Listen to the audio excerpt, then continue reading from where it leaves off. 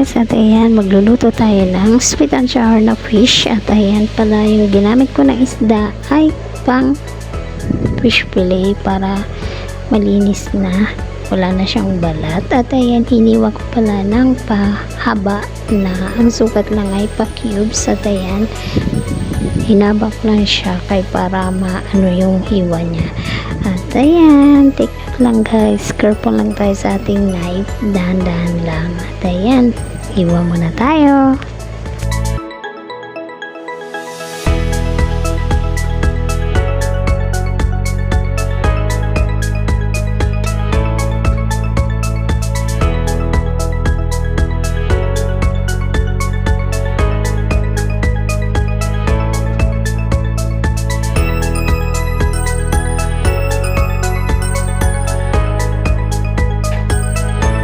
Yan, tapos na nga natin siyang iwain. Babaran muna natin siya ng salt.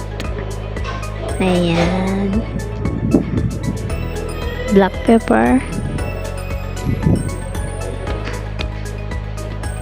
Egg. 1 egg lang guys. Yan. Tapos yung ating cornstarch. Ayan.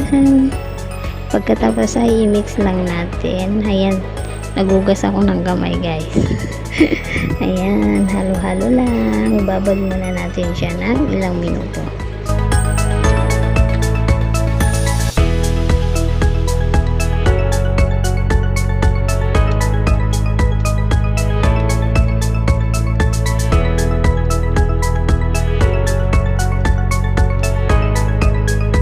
At ayan, isa lang na natin yung ating kawali at sindihan na natin. Bago pa na natin lagay ng mantika, painitin muna natin yung ating kawali. At ayan, mainit na yung ating kawali. Maglagay na tayo ng mantika. Pagkatapos natin lagay ng mantika, painitin muna natin saglit yung ating mantika. Saka natin pipirituhin isa-isa yung ating binabad na isda.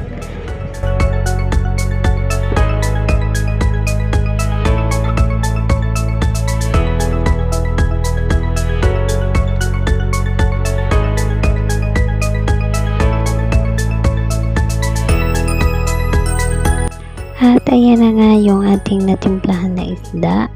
Ayan, at dahil mainit na yung ating mantika, ipipirito na natin isa-isa yung ating natimplahang isda.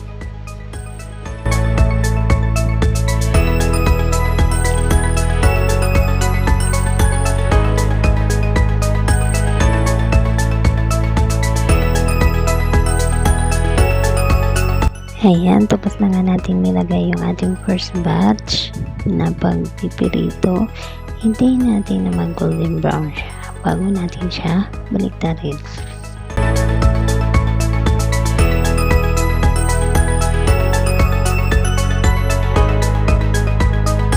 At ayan, dito pala sa part na to, medyo may nakita ako na golden brown na, binaliktad ko yung iba, pero yung iba hindi pa talaga. Pag may makita kayo na ng golden brown na yung kabilang side niya, baliktarin nyo na lang.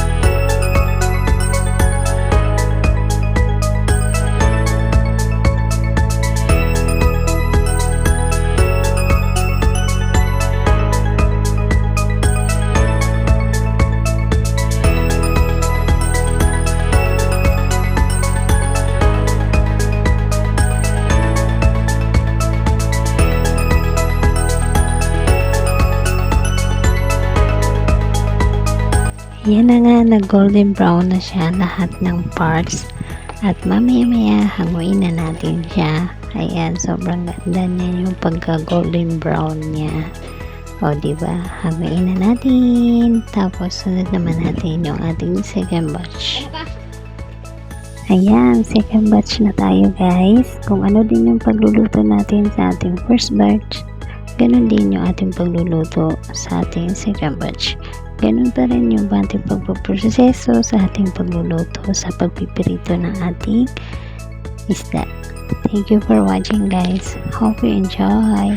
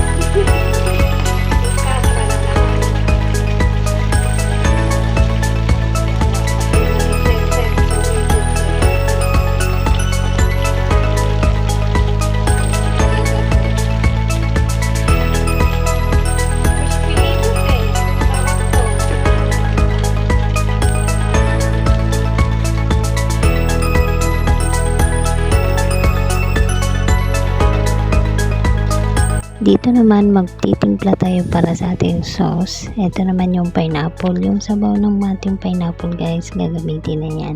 Titimplahan natin. At ayan, nilagyan ko yung ating sabaw ng pineapple na 2 spoon of soy sauce and 2 spoon of vinegar. Ayan, 2 spoon lang yan. Tapos 2 spoon of sugar. Yung ating sugar. 2 spoon lang din. And next, 2 spoon of ketchup. Hindi pala 2 spoon of ketchup yung nilagay ko kasi gusto ko yung mapula-pula talaga yung ating sauce, kaya dinagdagan ko yan. Pagkatapos naman ay yung ating paminta, hindi yan mawawala. Konti lang na paminta. Ayan.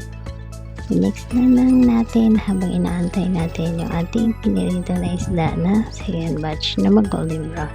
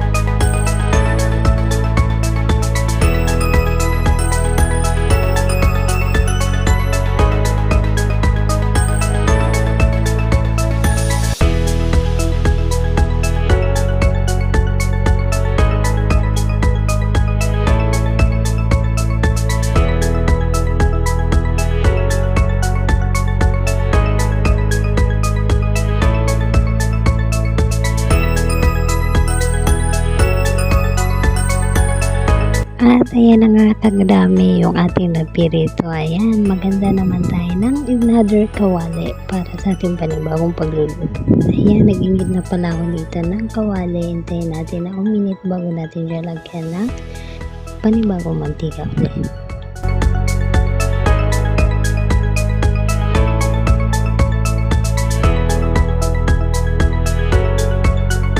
At ayan na nga, mainit na yung ating kawali. Maglagay na tayo ng konting mantika lang, pangisa lang ng ating mga sangkap.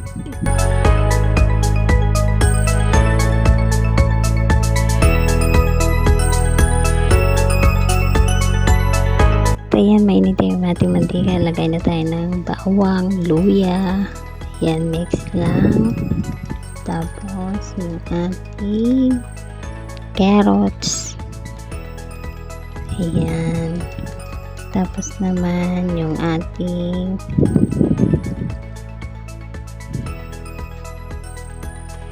bell pepper kasi wala akong red. Yung nabili ko na black bell pepper green, ayan, nilagyan ko na din ng pineapple tsaka yung ating sibuyas, at ayan, mix lang natin.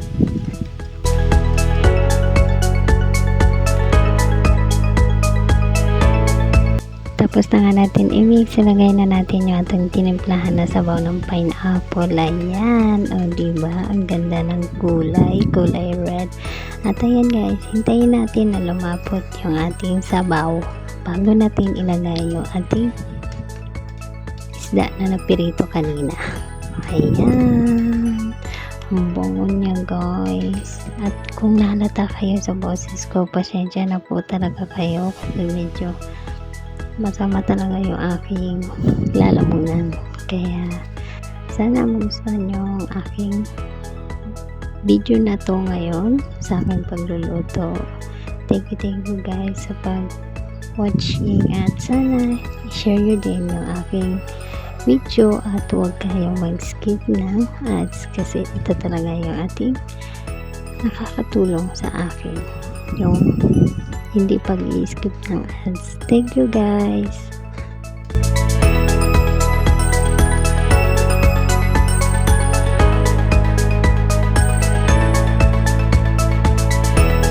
At ayan, malapot na nga yung ating sauce. Ilagay na natin yung ating isda na pinirito kanina. Ayan na siya guys. Ayan, pagkatapos ay mix lang natin para yung sauce mapupunta sa ating fish. Ayan, yan yung ating sweet and sour fish. Wow, mix lang natin guys.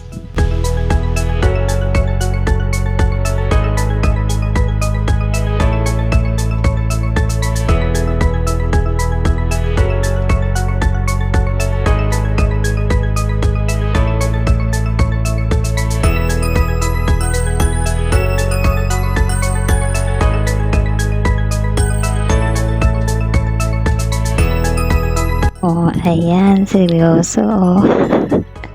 Pasensya na kayo dyan guys. Super haggard na talaga.